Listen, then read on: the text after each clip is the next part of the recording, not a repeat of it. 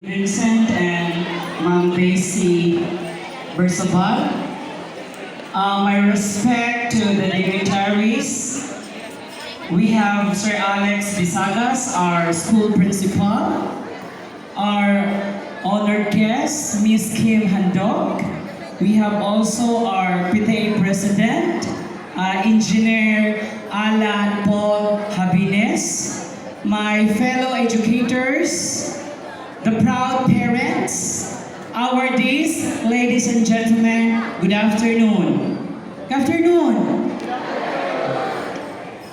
It's my honor and privilege to introduce to you our guest speaker for today's recognition rites. She first saw the world last October 4, 1992 at Prosperidad, Agusan Sur. The eldest and the only girl among the 5 siblings of Mr. and Mrs. Virgilio and Sabina Handog. She has been the UST scholar since elementary.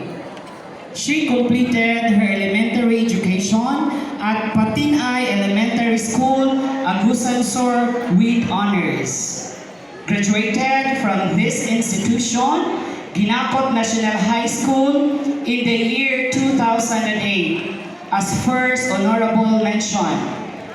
A mathematics challenger, is a winner for Miss Tech and a Girl Scout of the Year awardee, division and regional level.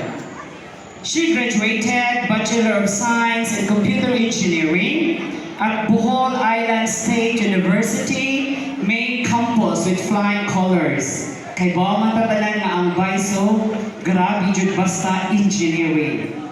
She is currently connected to Accenture Incorporation as Information Technology Consultant at Cebu City. Because of her passion and desire to serve more, she enrolled and she is now in her 3rd year at the University of Southern Philippines Foundation, taking up Bachelor of Law. Ladies and gentlemen, let us all stand. Please stand. As we all welcome our guest speaker for this afternoon, we have Miss Kimberly Casino Handog. A big hand, please.